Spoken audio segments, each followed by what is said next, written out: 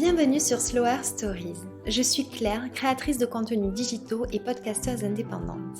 Sur mon compte Instagram Claire Mondré, je partage mes passions et découvertes à travers lesquelles j'ai à cœur de transmettre un mode de vie plus conscient et des conseils bien-être. Avec Slower Stories, je souhaite valoriser les femmes entrepreneurs qui contribuent à rendre demain meilleur grâce à leur activité. Je les invite à raconter leur parcours, leurs différentes expériences et ce qui les anime. On échange sur des sujets qui nous touchent à toutes, comme la féminité, le bien-être et le stress, la maternité, l'artisanat ou encore l'éco-responsabilité. Elles se confient aussi sur la façon dont elles vivent l'entrepreneuriat et partagent leurs meilleurs conseils pour lancer son projet. J'ai créé Slower Stories par sororité avec l'intention profonde et sincère de vous transmettre l'envie de croire en vous et en vos projets, vous convaincre que nous sommes toutes légitimes, mais aussi de sensibiliser vers le mieux-être et le mieux-faire. Si vous aimez ce podcast, je vous invite à laisser un avis et 5 étoiles, c'est la meilleure façon de m'aider à faire connaître le podcast. Si vous souhaitez récompenser cette création de contenu, remercier le podcast pour ce qu'il vous apporte et le soutenir pour l'aider à perdurer, vous avez la possibilité de faire un don du montant que vous souhaitez, pour lequel je vous serai infiniment reconnaissante. J'espère que vous allez bien. Aujourd'hui, j'ai le plaisir de vous partager ma conversation avec Marie, que vous connaissez très certainement sous le pseudo Sleeping Beauty. Marie est youtubeuse depuis plus de 6 ans. Elle y partage du contenu autour du bien-être et de la beauté, mais pas seulement. Ce qui m'a immédiatement marqué lorsque j'ai découvert Marie, c'est sa rigueur et son investissement à 200% dans son travail. C'était donc une évidence pour moi de l'inviter ici, convaincue qu'elle avait beaucoup à partager et qu'elle serait une source d'inspiration. Elle raconte comment elle s'est lancée en tant que créatrice de contenu, comment elle organise son quotidien, mais également comment elle a réussi à construire une communauté aussi grande, bienveillante et engagée. J'ai demandé à Marie de me partager sa vision de l'évolution des réseaux sociaux, comment s'adapter et faire face à ces évolutions constantes. Enfin, je lui ai demandé de transmettre ses meilleurs conseils pour lancer un projet, faire évoluer sa confiance en soi et moins procrastiner, des sujets qui me tiennent particulièrement à cœur. Je suis très heureuse de vous proposer cette conversation, j'espère que vous la trouverez aussi enrichissante et inspirante que moi. Bonne écoute! Bonjour Marie, je suis ravie de t'accueillir sur cette émission de podcast, comment tu vas? Bonjour Claire, et bien moi aussi je suis ravie, d'autant plus que j'écoute ton podcast absolument tous les épisodes depuis très longtemps maintenant. Donc c'est une joie, mais c'est surtout un honneur d'être reçue sur ton podcast. Et je vais très bien, écoute, et toi? Je te remercie, écoute, ça me touche énormément vraiment de savoir que tu écoutes le podcast et alors que tu puisses faire partie de ces femmes que j'interviewe, je suis ravie. Donc merci à toi pour ton temps et ta disponibilité. Et écoute, ça va, gelé, parce qu'il fait très froid, mais sinon ça va, je te remercie. Est-ce que tu crois que tu peux te présenter pour les personnes qui ne te connaissent pas encore, s'il te plaît? Commençons par la question la plus difficile. Je m'appelle Marie, j'ai 26 ans, je suis plus connue sous le pseudonyme Sleeping Beauty sur les réseaux sociaux où je crée des vidéos relatives au bien-être. Et j'ai découvert, alors pas tout de suite évidemment, mais au fil du temps que mon objectif sur YouTube, Instagram, TikTok, c'est d'aider ma communauté à se sentir mieux dans sa peau, sa tête, son corps, son environnement et ses relations, parce que c'est pour moi les 5 piliers du bien-être. Et aussi, très important pour mon identité, j'adore les chiens. Et j'ai une petite caniche naine qui s'appelle Poppy. Et je confirme, Poppy est trop mignonne. Elle est adorable. Elle donne envie tout comme toi, de vous rencontrer en vrai. Mais avec plaisir. Tu fais ce métier depuis bientôt 7 ans, si je ne fais pas d'erreur, ce qui fait une bonne petite carrière à ton actif. Comment t'es venue l'idée de te lancer dans la création de contenu? Alors 7 ans, oui, peut-être que j'ai posté ma première vidéo il y a 7 ans, mais ce n'était pas du tout dans l'objectif d'en faire mon métier. Euh, j'ai vécu à Troyes jusqu'à mes 18 ans et lorsque je suis arrivée à Paris pour faire mes études, je n'avais plus d'activité artistique. À Troyes, je faisais les beaux-arts, j'étais élève à l'école des beaux-arts pendant 10 ans. Et lorsque je suis arrivée à Paris, il me manquait ce côté un petit peu créatif. Je regardais à l'époque des vidéos de Casey Neistat et j'étais émerveillée par la qualité de son montage. Et je me suis dit pourquoi pas me lancer sur YouTube moi aussi, juste dans le but de m'amuser à créer des vidéos et faire du montage. Et ça m'a beaucoup plu et Assez vite, il y a des personnes qui m'ont suivie, mais je pense que la période qui a marqué un tournant dans mon histoire sur YouTube, ça a été mon échange universitaire en Corée du Sud, parce que beaucoup de personnes se sont intéressées à mon parcours de petite étudiante française à Séoul. Et C'est une donc, sacrée expérience, ça. c'était formidable. Et donc, Ouais. j'ai vraiment fait des vidéos là-bas qui ont rassemblé pas mal de personnes. Et donc ça, c'était il y a 5 ans, tu vois. Donc on peut plus dire que j'ai commencé il y a 5 ans. Et D'accord. ensuite, le deuxième tournant, ça a été durant l'été 2019, où j'ai fait 2 vidéos qui ont vraiment créé un tremplin sur ma chaîne. Ça a été déjà la vidéo Comment arrêter le sucre, suivie de la vidéo 10 heures skincare que l'on fait tous. Et ça a posé un petit peu les bases de ce que j'avais envie de faire sur YouTube, à savoir parler du corps, de l'esprit, de la relation assez holistique finalement, de la beauté et de la santé et du bien-être de manière générale. Et du coup, c'était pas, une motivation qui était simplement liée par le fait que, ta communauté était intéressée par ces sujets. C'est quelque chose qui toi-même te passionnait et qui était, instauré dans ton style de vie? Alors ça a toujours été mon modèle, ma réalité, puisque j'ai eu la chance d'avoir des parents qui m'ont montré un exemple finalement assez sain, qui ont toujours fait du sport, qui ont toujours bien mangé, qui ont toujours bien dormi, qui ont toujours pris l'air. Enfin, tu vois, j'ai eu cet exemple formidable et pour moi, c'était la normalité. Et oui. Et ensuite, on m'a posé beaucoup de questions par rapport à mon mode de vie.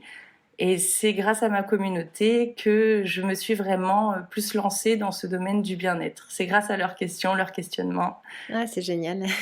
D'accord. Du coup, tu n'as jamais connu, finalement le travail, en entreprise? Alors non, je n'ai jamais travaillé en entreprise. J'ai fait 2 stages lors de mon parcours en école de commerce. 2 stages en entreprise qui m'ont bien vaccinée. Et je me suis dit que jamais je travaillerais en entreprise. Alors je sais qu'on n'a pas tous la chance de pouvoir faire ça. Mais déjà, encore une fois, j'ai eu un exemple incroyable avec mes parents qui travaillaient à leur compte, qui étaient D'accord. entrepreneurs. Oui, Et donc tu es là, née dans ce modèle, en voilà, fait. je suis née dans ce Ouais. modèle. Pour moi, c'était ma réalité. Et c'était normal déjà de faire un métier passion et ensuite de travailler pour soi. Donc, j'ai pas eu cette crainte puisque ça a toujours été mon exemple. Et oui, ouais, oui, je comprends. Donc tu t'es lancée, alors je sais pas si c'est sans peur, mais en tout cas, en confiance.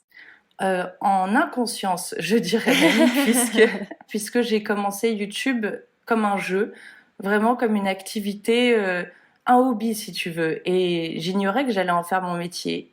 Et j'ai commencé ça en parallèle de mon école de commerce, je pense 1 an après avoir commencé mes études. Mmh. Vraiment une activité extrascolaire comme Ouais. tu pourrais faire du tennis, tu vois. Mais ça, on a la même histoire pour ça, c'est drôle. Ah Je pense oui, que celles qui ont commencé il y a des années, effectivement, elles faisaient ça par passion et mais puis, voilà, ça s'est dessiné plus tard, ouais. je ne savais même pas que l'on pouvait être rémunéré, je ne savais même pas que ça aurait pu être une perspective de carrière. Et finalement, j'ai tellement aimé ça. Et puis ensuite, j'ai rencontré mon agente, Léa, qui est venue me voir lorsque j'avais 30 000 abonnés sur YouTube et qui m'a dit on a un tournage pour une marque de beauté. Est-ce que ça te dirait de participer à ce tournage et pourquoi pas de faire partie de l'agence? Je m'occuperai de tous tes partenariats rémunérés, de la négociation commerciale et toi, tu pourras te concentrer sur la partie créative. Et j'ai été séduite par l'idée.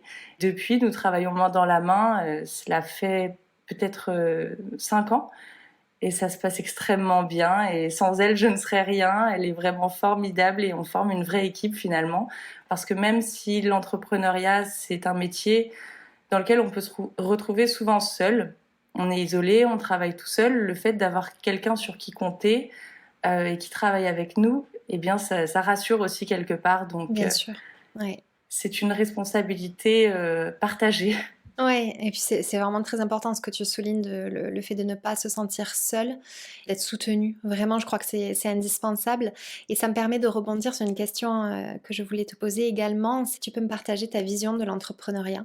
Ma vision de l'entrepreneuriat, c'est une prise de risque, ce sont des responsabilités, c'est la liberté, c'est l'indépendance, c'est savoir se fixer des règles, Mais il y a une deuxième partie qui pour moi est essentielle, c'est le fait de profiter au monde et d'aider les autres, de ne pas créer un produit qui va nous plaire à nous, mais aussi dans l'objectif d'aider les gens d'une certaine manière. C'est une très belle vision que je partage aussi. Merci beaucoup.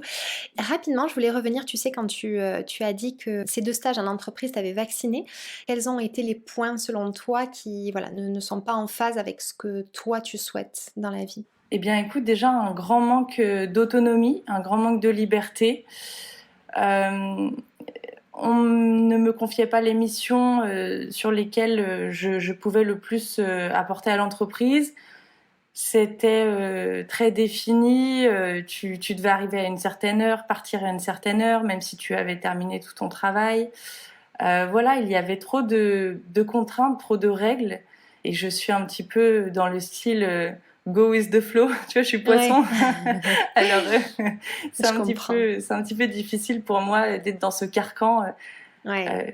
Qui ne me convenait pas du tout. Mais ça, même si ça évolue en France, il y a quand même eu un gap avant et après confinement. Je trouve que c'est quelque chose qui est quand même encore assez figé en France, les horaires et le respect des horaires et ce côté, même quand tu n'es pas en lien avec le public, parce que je sais qu'il y a des fonctions où tu es obligé d'avoir des horaires et d'être là pendant ces horaires-là, mais quand tu travailles dans un bureau et que tu n'es pas en contact avec le public, tu es pourtant cantonné à des horaires comme si c'était pas possible de fonctionner autrement. Et je trouvais ça également très, très limitant. Et il y avait ce côté vraiment qui empiète.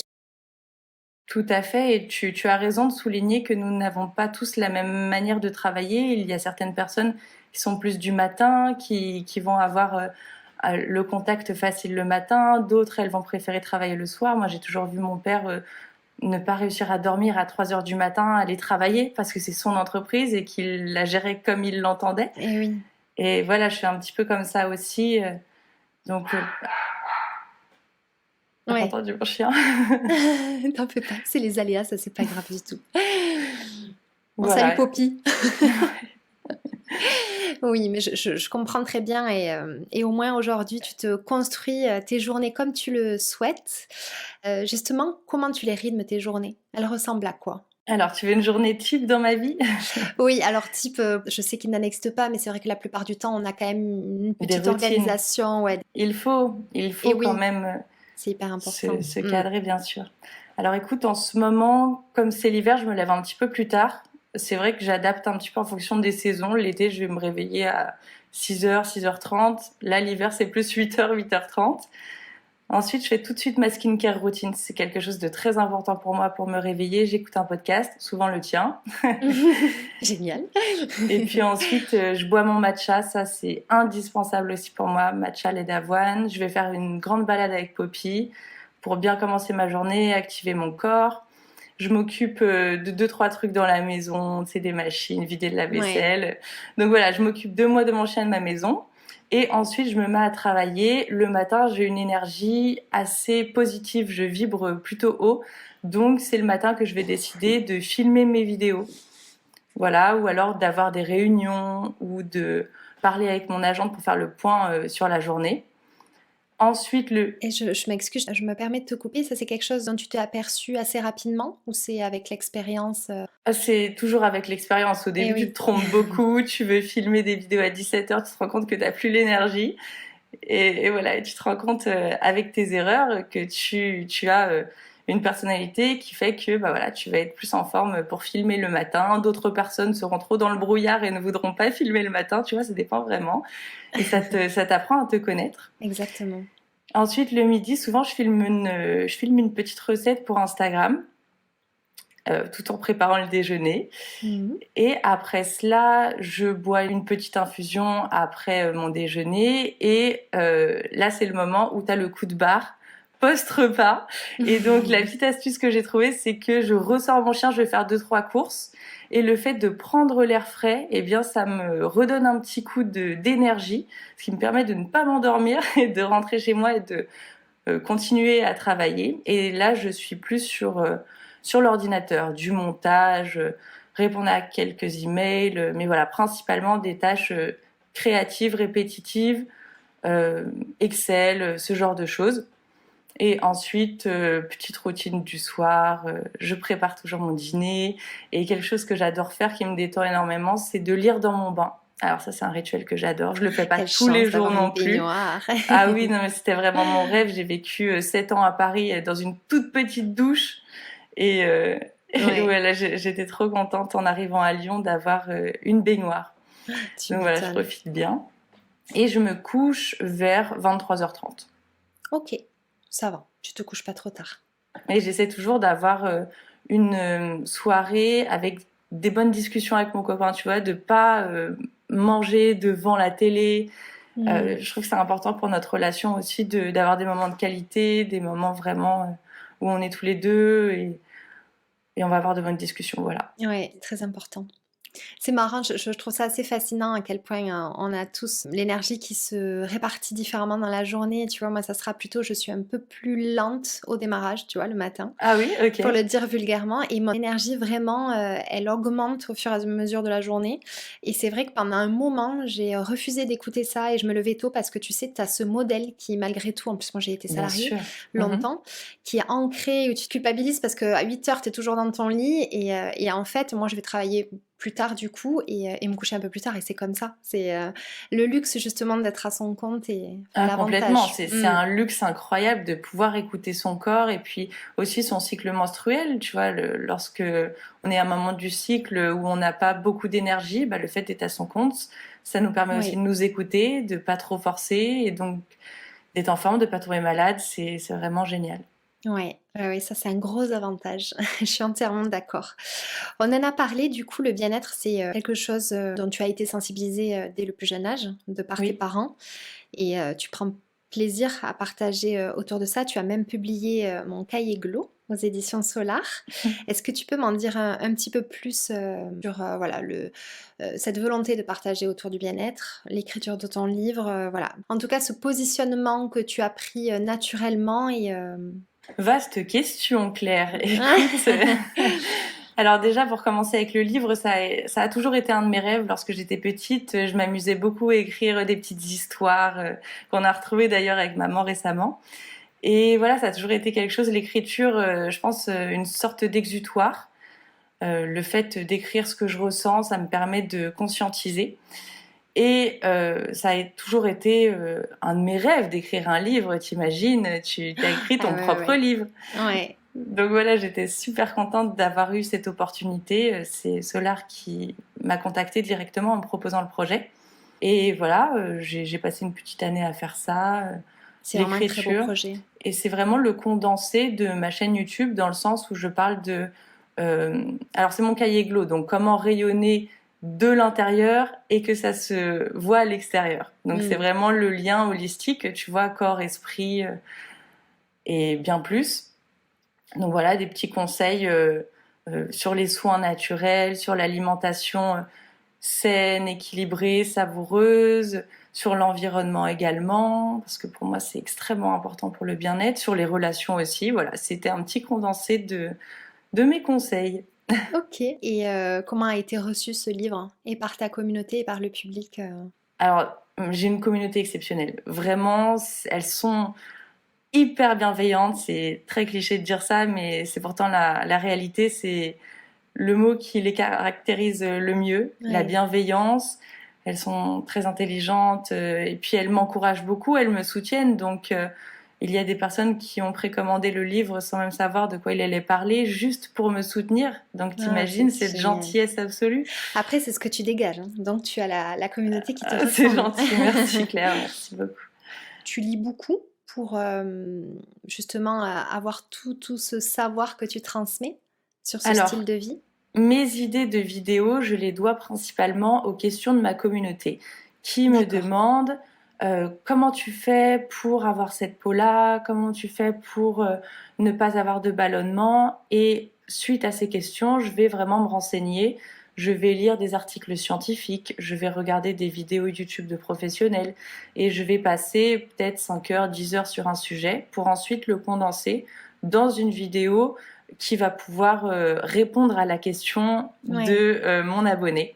Ouais, tu te Et nourris vraiment des retours de ta communauté. ah, mais Je trouve complètement. ça formidable, hein. Et c'est ça qui est génial, c'est le fait d'avoir une communauté et pas une audience. Je me sens extrêmement proche de ces femmes, on peut dire femmes parce que c'est quand même 98% de femmes qui me suivent. Et je me sens très proche d'elles. C'est un petit peu comme des amies digitales, entre guillemets, dans le Eh oui. sens où j'écoute tous leurs retours, je crée mon contenu par rapport à ce qu'elles me demandent. J'essaie de répondre au maximum à tous les commentaires, déjà parce que ça me fait plaisir et en plus parce que je considère que si on prend le temps de t'écrire, tu dois trouver le temps aussi de répondre. Bien C'est sûr. pas toujours facile. Non, Donc parfois on je se laisse vite like, mais déborder. c'est Ouais. ça. Mais c'est une relation qui est très fusionnelle. Et je me sens extrêmement chanceuse et j'ai beaucoup, beaucoup, beaucoup de reconnaissance envers mes abonnés parce que sans elles, bah, je ne suis rien, tu vois. Et ouais. Ouais, ouais, je trouve ça formidable. Ça te porte, hein, une communauté Ah, comme ça, complètement. et au quotidien, c'est vraiment très fort, je trouve. C'est très, très fort et je pense, que c'est la raison pour laquelle bah, j'arrive à faire 2 vidéos par semaine. C'est parce que je pense à elles, c'est parce que je vois leur retour, leur soutien, c'est hyper motivant. Je me doute. Et tu trouves où l'inspiration, si ce n'est les retours de ta communauté? Bah, principalement leur retour et aussi Ouais. dans ce que je vais lire, dans les expériences que je vais vivre aussi. Par exemple, lorsque je suis partie à Séoul, c'était formidable de pouvoir faire la distinction entre les habitudes françaises, les Mm. habitudes coréennes, l'alimentation là-bas et ici. C'est également dans mes expériences. Regarde, je suis allée à Bali, j'ai voulu faire des vidéos sur les meilleures activités à faire là-bas, ce que j'ai ressenti. Voilà, je me nourris à la fois de mes expériences et des retours de mes abonnés pour construire mes vidéos. Super, merci beaucoup. Aujourd'hui, tu es suivi par 370 000 personnes sur YouTube et un peu plus de 146 000 sur Instagram. Félicitations, c'est vraiment une très très belle communauté. Alors, à part bien sûr tout le travail que tu fais au quotidien, qu'est-ce qui fait que tu es autant suivi? C'est de par ce que tu m'as dit, donc le fait que tu es vraiment à l'écoute des besoins Tout de à ta fait, je communauté? pense. Ouais, Très c'est honnêtement, essentiellement ça. je pense que c'est le lien. Et puis le fait que je sois rigoureuse aussi, j'ai créé un rendez-vous. Tu vois, à partir de l'été 2019, je me suis dit que j'allais passer d'1 à 2 vidéos par semaine. Et ça a été vraiment un grand tournant puisque j'étais présente entre guillemets dans leur quotidien, dans leur semaine, qu'on avait ce rendez-vous fixe tous les dimanches à 10h du matin, tous les mercredis à 18h25. Et je pense que la rigueur, ça paye aussi. Et oui, et ça n'a pas Alors, été trop dur d'augmenter ce rythme-là? écoute, finalement, ça demande plus de travail, mais comme ça s'inscrit dans ta routine, eh bien, c'est normal. Tu le fais parce que c'est ta Hmm. routine et c'est ancré en toi et c'est un plaisir de faire des vidéos. Tu vois, Confucius a dit fais un métier que tu aimes et tu ne travailleras pas un seul jour de ta vie. Eh bien, c'est exactement ça. Je me Et réveille le ouais. matin, je suis excitée à l'idée d'aller créer une vidéo, d'aller faire 8 heures de montage parce que c'est ce que j'aime. Et je n'aurais pas cette rigueur si je faisais un métier qui ne me plaisait pas autant. C'est certain, c'est sûr. Est-ce que tu ressens le besoin de déconnecter par moment? Parce que du coup, tu es voilà, sans cesse connecté sur les réseaux. Est-ce que tu as besoin de prendre un petit peu de recul, de faire le silence? Alors, j'ai lu une citation qui m'a beaucoup marquée, qui disait que si tu ne prends pas de pause, ton corps ou ton esprit trouvera le moyen d'en prendre une pour toi. Ce sera peut-être un petit rhume, ce sera un burn-out, ce sera une grippe. Et donc, si toi-même tu ne prends pas la décision de prendre du temps pour toi, de t'accorder du temps pour faire des pauses, pour prendre du recul sur ce que tu fais, pour prendre soin de ton corps et de ton esprit, eh bien voilà, tu vas tomber malade, tu J'en peux suis pas en fait convaincue. enchaîner Mm. du travail comme ça non-stop parce que c'est comme ton téléphone, tu as besoin de le recharger pour qu'il fonctionne. Alors on a besoin de se recharger également. Exactement, c'est une belle comparaison. Et ça va être propre à chacun, tu vois. Tu vas peut-être te recharger au contact de la nature, tu vas peut-être te recharger dans un livre ou en prenant un bain ou en ayant une discussion avec ta meilleure amie. Et je pense que c'est important de trouver notre manière de nous recharger, celle qui nous correspond le plus et qui est propre à notre personnalité, à notre corps, à notre esprit. Oui. Et toi, j'imagine que parmi ce que tu fais, les balades que tu fais avec Poppy, ça te permet un peu de couper? Oui, c'est vraiment très important pour moi de marcher. Je ne fais pas beaucoup de sport, très honnêtement. Je fais plus de l'activité physique que sportive en tant que telle. J'aime beaucoup le yoga, mais je n'en fais pas de manière assez régulière pour dire que c'est un réel sport qui est ancré dans mon Oui, quotidien.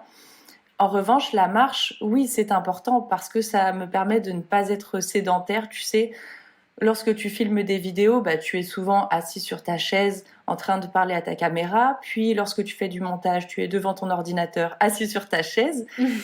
Et le fait d'avoir un chien, déjà, ça a beaucoup changé mes habitudes et oui. parce que ça m'a forcé à sortir le matin, ça m'a forcé à sortir le soir. Et maintenant, c'est un plaisir parce que j'ai découvert les bienfaits justement de cette marche, le fait de me connecter à mes sens. Tu vois, je vais vraiment écouter ce qui m'entoure. Je suis jamais avec mes écouteurs lorsque je me promène. Je vais sentir les odeurs, je vais toucher. Tu vois, je vais vraiment. Ça me permet de me recentrer. Ouais, oui, je Le comprends. fait d'être attentive à tous mes sens, ça me permet de déstresser aussi. C'est une manière de calmer l'anxiété et d'être présente, d'être dans le moment présent. Et j'essaie de ne pas penser à ma prochaine vidéo. Voilà, j'essaie vraiment d'être là, ici et maintenant. C'est un Hmm. peu cliché de dire ça, mais ça fonctionne plutôt bien. Oui.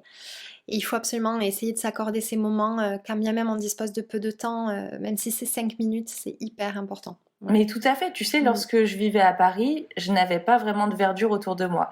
Maintenant, à Lyon, je suis sur les quais de Saône, donc c'est formidable. Mais à Paris, j'avais ce tout petit square qui était à côté de chez moi. Et à la pause déj, je prenais 15 minutes pour aller marcher dans le petit square avec mon chien. Et rien que ça peut totalement changer ton énergie pour le reste de la journée.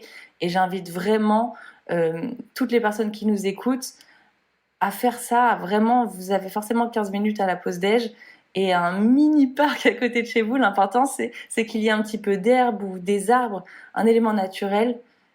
Et vraiment, on puise l'énergie de la nature et ça nous Oui, recharge.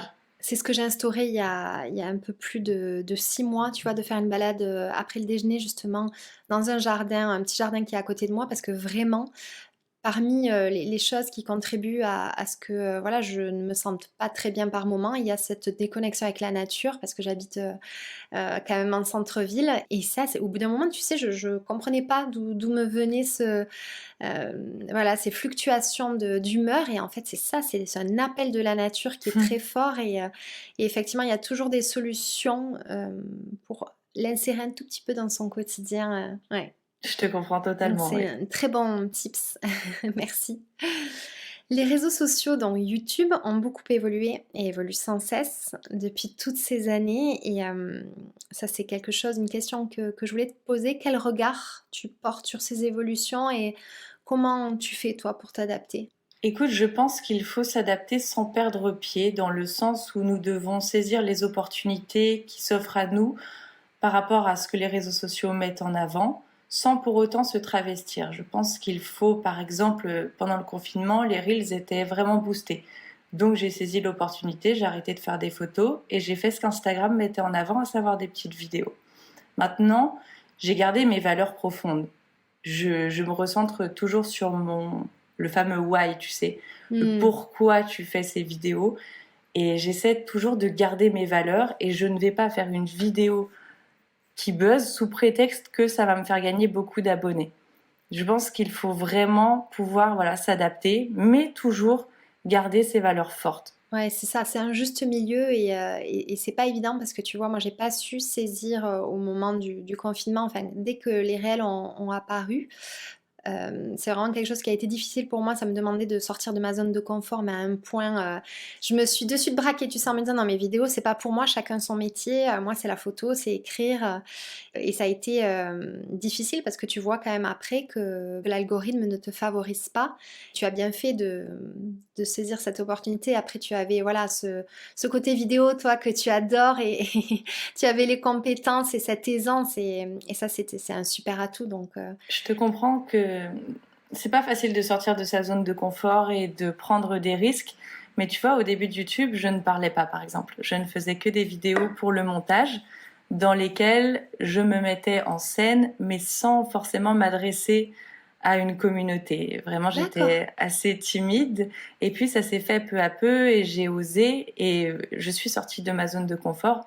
Et c'est grâce à ça que j'ai pu évoluer. Et c'est vrai que c'est super difficile, mais je préfère me dire que j'ai osé et j'ai pas les remords de ah si j'avais essayé, si j'avais fait ça, tu vois. Ouais, et Donc il y a des choses qui sont plus faciles. évidemment, et tu as Ouais. tout à fait raison lorsque Mmh. tu dis que la vidéo c'était facile pour moi, on va pas se le cacher parce que c'est ma passion, j'adore ça. Par exemple, lorsque TikTok est arrivé, je me suis dit oh, c'est quoi ce réseau social de gamins il y a que des gens qui font de la Oui, danse oui, et je qui vois. font du playback, voilà. Et puis finalement, je me suis dit bah non, c'est important d'être dessus également. Donc j'ai relayé mes vidéos d'Instagram sur TikTok parce il ne faut pas être réfractaire au changement et il faut également avancer avec les mises à jour des réseaux sociaux et savoir à la fois surfer sur ce qui est mis en avant aujourd'hui, tout en gardant ton moi profond, tes Tes valeurs, valeurs, tes bien sûr. convictions et Mmh. ne jamais te travestir pour faire du contenu sous prétexte que ça va buzzer. Exactement. Merci beaucoup. Je suis tout à fait d'accord avec toi. Est-ce que tu peux me partager ton meilleur conseil pour les 3 cas que je vais te présenter? S'il te Allons-y. plaît. Allez. Alors un conseil à une personne qui n'ose pas lancer son projet. Essaie de visualiser une chose que tu as abandonnée il y a peut-être quelques mois, quelques années. Prenons l'exemple très basique du sport. Tu avais commencé le sport, tu as arrêté il y a 6 mois. Essaie de te dire comment je me sentirais maintenant physiquement et mentalement si j'avais continué cette activité. J'aurais été fière de moi, j'aurais peut-être une autre disposition mentale, j'en sais rien. Alors que là, je ne l'ai pas fait. Tu vois, ce sont des remords. Et si, et si. Et je pense qu'il vaut mieux vivre avec des regrets que des remords et d'oser se lancer. Parce que qu'est-ce qui va se passer? Qu'est-ce que tu risques, tu vois? Exactement. Je pense que les regrets sont pires que voilà l'éventualité de risque à ne pas, passer à l'action. Et je dis souvent qu'on reste trop souvent dans le mental et ça c'est j'ai parfois l'impression que c'est quand même plus présent chez les femmes que chez les hommes, mais voilà, se poser beaucoup, beaucoup trop de questions et même si c'est légitime, bien souvent, il faut à un moment donné, hop, passer la seconde et Mais c'est ça, bien ouais, sûr. Quand la préparation devient une forme de procrastination, il faut réagir et il faut y aller, il faut se lancer dans l'action. ouais, très bien dit. Merci. Un conseil à une personne qui ne fait pas par peur de mal faire et qui procrastine justement, qu'est-ce que tu lui dirais? De toute façon, tu feras mal. Parce que on fait tous des erreurs et ça fait partie du processus. Si tu y arrivais du premier coup, sans encombre, ça serait très curieux, tu vois. Il y aura forcément des choses que tu ne vas pas réussir du premier coup, tu vas échouer, et c'est aussi ça, c'est l'enseignement de la vie, tu vois. C'est ce qui te permet de devenir meilleur, ça fait partie de l'entraînement. Un athlète, il va pas réussir sa course du premier coup, il va tomber plusieurs fois. Eh bien, c'est tout à fait normal déjà, c'est normal d'avoir peur de mal faire parce qu'on est conditionné à l'excellence, à la réussite, etc. Mais je pense qu'on devrait être un petit peu plus indulgent avec soi-même et, et se dire que l'échec, ça fait partie de la vie et que c'est normal. Donc, si tu procrastines parce que tu as peur, dis-toi que la peur n'évite pas le danger et que Exactement. de toute façon, tu vas faire des erreurs. Donc, autant les faire le plus vite possible. Comme ça, C'est après ça. tu seras content. Et puis voilà, ça fait partie aussi de l'estime de soi. Le fait de, ah, j'ai pas réussi, mais maintenant j'y arrive. Tu vois, tu Oui. prends confiance en toi dans les échecs, dans les erreurs. Parce que tu te relèves et parce que tu décides de pas abandonner et de recommencer. Exactement et il y a que, ça c'est vraiment un constat que j'ai fait depuis que je suis, à mon compte, c'est que plus tu te challenges, plus tu fais des choses que tu ne fais pas habituellement et ça renforce cette estime de soi qui à la base était, peut être très faible chez certaines personnes et c'est tellement important vraiment. De la même manière quand on lance son entreprise, ne pas attendre que ça soit parfait parce que tout est toujours perfectible et sinon on se Ah ben lance jamais. évidemment, bien Ouais, sûr. ouais, non, c'est un très bon conseil. Merci. Et un dernier conseil à une personne qui n'a pas confiance en elle, justement. Écoute, je pense que pour prendre confiance en soi, il faut y aller petit pas par petit pas. Souvent, on a la vision globale de ce qu'on aimerait réussir.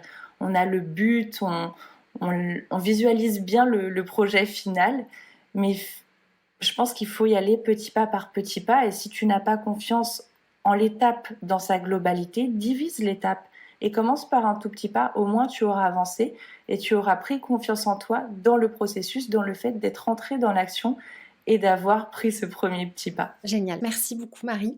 Qu'est-ce que tu aimerais dire à la Marie-enfant? À la Marie-enfant, je lui dirais de continuer à rêver parce que c'est dans les rêves, littéralement, hein, dans le sommeil, que je trouve des idées et que mon esprit vagabonde et que c'est grâce aux rêves que je suis aussi créative, je dirais. Et je lui dirais aussi de continuer d'avoir confiance en elle parce que j'ai eu la chance inouïe d'avoir une maman qui m'a toujours sublimée, qui m'a toujours dit que j'étais capable de tout faire, qui m'a toujours soutenue, qui m'a toujours poussée. Et je pense que c'est grâce à mon éducation que j'ai osé, que j'ai pris confiance en moi, que j'ai jamais douté de mes capacités. Et je suis extrêmement reconnaissante envers mes parents. Et donc voilà, je lui dirais tout simplement de continuer à rêver et de croire en elle. Parce que oui, c'est possible. Si on s'en donne les moyens et qu'on travaille assez dur, c'est possible. C'est vraiment génial que tu aies grandi avec ce discours-là. Parce que ça forge ton estime de toi et ta confiance justement. Et quand on n'a pas ça, c'est un long travail de construction en vrai. Tout à fait, ils m'ont Ouais. tellement facilité le chemin. Ah, c'est formidable. Alors, on va terminer par le traditionnel petit quiz de cette émission. Je vais te poser des questions. Tu réponds au tac, comme tu le souhaites. Allons-y. Un endroit qui t'inspire? La forêt tropicale, avec les cascades, les palmiers, l'humidité, les oiseaux tropicaux. Ah, je me sens tellement bien dedans. Et puis, être bercé de vert comme ça, j'adore. Oh là là, ne m'en parle pas, tu me donnes envie. En plus, il fait tellement froid, j'ai qu'une Ah envie de oui. me téléporter au Mexique dans la jungle, tu vois. Exactement. Un objet indispensable. C'est pas très sexy, mais ce sont mes lentilles de contact parce que je suis très myope et donc sans cet objet, la vie serait bien floue. Je sais ce que c'est, je me suis fait opérer il y a quelques Ah oui? années. Et, ah ouais, mais si je mettais pas mes lunettes à un endroit précis, tu vois, je ne savais pas les retrouver, quoi. Je n'y voyais rien. Je pouvais Ça, pas on s'en sortir de rend chez pas compte moi. hein, quand on Ouais. n'a pas de problème de vue, mais c'est tellement handicapant. Ah ouais. Ouais, vraiment, c'est. Je revis d'ailleurs. Je ne sais pas si tu l'as envisagé un jour, mais moi, c'est un des meilleurs investissements de ma vie, clairement. Bon, alors j'y songerai. Ta plus grande qualité? Ma plus grande qualité, écoute, mes amis disent de moi que j'ai une bonne capacité d'écoute, donc je dirais ça. Très bien. Ok. Et est-ce que tu as une mauvaise habitude? Oui, j'en ai beaucoup, mais celle qui me vient à l'esprit immédiatement, c'est mon besoin de tout contrôler, de tout faire moi-même, peut-être que je n'arrive pas à déléguer. Et voilà, ma mauvaise habitude, c'est de vouloir tout faire toute seule. Ok. Est-ce que tu as une recommandation culturelle à partager avec nous, un livre, un podcast, un film qui t'aurait particulièrement marqué ou Claire, j'en ai tellement. Je me doute. Va falloir que... Bon, alors écoute, dans des livres qui peuvent nous aider à avoir une meilleure qualité de vie, je dirais déjà Atomic Habits de James Clear. En français, c'est Un rien peut tout changer. Je dirais également Pourquoi nous dormons de Matthew Walker. Ah oui, je me souviens, tu en avais parlé à plusieurs reprises de ce livre. Ouais. Excellent livre qui va changer ta vision du sommeil. Et pour les relations, je dirais Comment se faire des amis de Dale Carnegie. Vraiment une bible. Et puis... C'est un vieux livre en plus, je crois, Oui, si je me oui, trompe oui, pas. il est très Ouais. vieux. Je crois qu'il est des années 30, si je ne dis pas de bêtises. Oui, il me semble. Et puis, je dirais également Les 5 langages de l'amour de Gary Chapman, qui va vraiment changer toutes vos relations amoureuses, familiales, amicales, professionnelles. Formidable. Dis donc, Et ça donne envie. puis ensuite, je te donne 3 romans. Oui, vraiment, tu fais comme tu le sens. Je note et je le mettrai dans le descriptif du podcast pour ceux qui nous écoutent. Alors, tu l'as lu également, Là où chantent les écrevisses, Oui. de Owens. J'ai adoré ce livre. Le portrait de Dorian Gray, Oscar Wilde, formidable, fascinant. Et puis, j'ai récemment lu Éric Emmanuel Schmitt, La vengeance du pardon notamment. Et je veux lire tout de Schmitt depuis. Ouais, Voilà. ouais, je suis pareil que toi. Tu sais, je lis tous ces tomes qui racontent l'histoire de l'humanité. Ah oui, Et enfin, je suis passionnée d'histoire et du coup, tu es en à fait, fond dedans. il raconte l'histoire de l'humanité de Mhm. manière romancée du coup, et c'est vraiment formidable. Eh bien, je note aussi. Je te remercie pour ce partage. Est-ce que tu as un rituel bien-être en particulier que tu aimerais partager? Claire, j'en ai tellement des rituels bien-être. Ça, je me doute. Ma vie s'articule autour de rituels bien-être, entre mon matcha, ma promenade, mon bain, ma lecture. Mais je pense que celui qui a vraiment tout changé dans ma vie, c'est le sommeil, ma qualité de sommeil. Je dors 8 heures par nuit minimum. Et ça, je peux te dire que depuis que je prends le temps de vraiment dormir, je suis tellement plus énergique, je produis du travail de meilleure qualité et donc j'ai l'impression de pouvoir aider davantage, de plus profiter au monde et à ma petite échelle, hein, évidemment. Bien sûr. Mais le sommeil, c'est la base de tout. Ouais, ouais, ouais, je suis entièrement d'accord. J'ai besoin de 8 heures aussi. Enfin, pour Oui, être vraiment en pleine forme, hein. Je dis pas que, tu vois, à 7 heures de sommeil, c'est la catastrophe. Mais 7 heures ça passe, mais 8 heures, t'es au à max, quoi. 8 heures, t'es au top. T'es au Tu te top du réveilles, top, t'es vraiment. neuve. C'est ça. C'est clair. Ok. Est-ce que tu peux me partager ta plus grande victoire? Eh bien, écoute, je pense que c'est assez simple, hein. Ma plus grande victoire, c'est d'avoir réuni une communauté de 400 000 personnes juste incroyables, tellement bienveillantes, intelligentes. Voilà, c'est ça ma plus grande fierté, c'est d'être Eh aussi oui, tu proche de ma m'étonnes. communauté. Ouais, tu peux être fière de toi en tout cas. Félicitations. Merci Claire. Est-ce que tu as un mantra à partager, s'il te plaît, qui t'accompagne au quotidien? La vie est un jeu. Ok, c'est joli. La vie est un jeu dans le sens où, tu sais, lorsque l'on est enfant, on, on s'amuse, on sait jouer, et puis peu à peu, avec nos responsabilités d'adulte, on perd cette petite âme d'enfant. Et pour moi, elle est essentielle pour l'épanouissement personnel, et je pense qu'il faut continuer à jouer et à beaucoup s'amuser. Ensuite, je dirais que la vie est un jeu dans le sens où il y a des règles, donc soit tu les suis, soit tu crées tes propres règles. Et enfin, la vie est un jeu, je pense. Le plus important, c'est qu'il ne faut pas se prendre au sérieux, parce que ça reste un jeu, parce que on nous a donné une chance inouïe d'être sur Terre et de vivre cette expérience de la vie pendant environ 80 ans. Et qu'il ne faut pas trop se prendre au sérieux, parce que c'est un Ouais. cadeau incroyable et que la vie ne tient qu'à un fil. Donc gardons notre âme d'enfant et voilà, et continuons à nous amuser sans trop se prendre au sérieux. C'est très beau. Merci beaucoup pour ce partage. Je te poserai une dernière question que je pose à toutes mes invitées. Ce podcast valorise les femmes qui contribuent à rendre d'eux-mêmes meilleures. Qui est-ce que tu aimerais que j'invite après toi? Spontanément, je te dirais ma maman, qui est une femme incroyable qui contribue à rendre demain meilleur. Mais pour être un petit peu plus réel, je te dirais Mathilde Lacombe, qui a créé beaucoup d'entreprises, mais qui là a créé la marque M, qui est une femme qui m'inspire beaucoup, une entrepreneure incroyable et humainement qui a l'air géniale. Donc je serais ravie de l'entendre sur Slower Stories. Alors écoute, c'est marrant, je pense que c'est un joli signe que tu cites Mathilde Lacombe parce que j'ai pensé à elle de nombreuses fois pour le podcast sans jamais vraiment oser, tout comme toi, elle m'inspire beaucoup. Donc écoute, je vais interpréter ça comme un petit rappel et peut-être oser Évidemment, justement. c'est un signe. Merci. Écoute, merci beaucoup Marie parce que j'ai vraiment pris beaucoup de plaisir à échanger avec toi. C'était passionnant et tout ce que tu as transmis est vraiment important. Donc merci beaucoup pour ce partage et pour ton temps et je te souhaite de toujours continuer à t'épanouir dans tous les projets que tu entreprends. Merci à toi Claire pour ton invitation, pour ton énergie si positive, pour ta douceur, ta Mm. bienveillance. C'était un réel plaisir.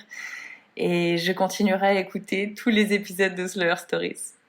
Ah, c'est très gentil à toi. Écoute, merci encore et pareil, je continuerai à te suivre parce que on a beaucoup d'intérêts communs et je suis ravie une fois de plus que tu aies accepté de venir sur ce podcast. Merci encore Marie. Merci à toi. À très À vite. bientôt. Salut. J'espère que cette nouvelle conversation vous a plu et qu'elle vous donne l'envie de croire en vous et en vos projets, mais aussi de transformer un peu votre quotidien. Si vous souhaitez me soutenir et ne manquer aucun épisode, je vous invite à vous abonner sur votre plateforme d'écoute et à le partager autour de vous. Et pourquoi pas, si le cœur vous en dit, à noter ce podcast et à laisser un avis, ça m'aidera beaucoup à le faire connaître. Je vous retrouve dans 15 jours pour une nouvelle histoire inspirante. En attendant, on se retrouve sur le compte Instagram Slower Stories. Prenez bien soin de vous.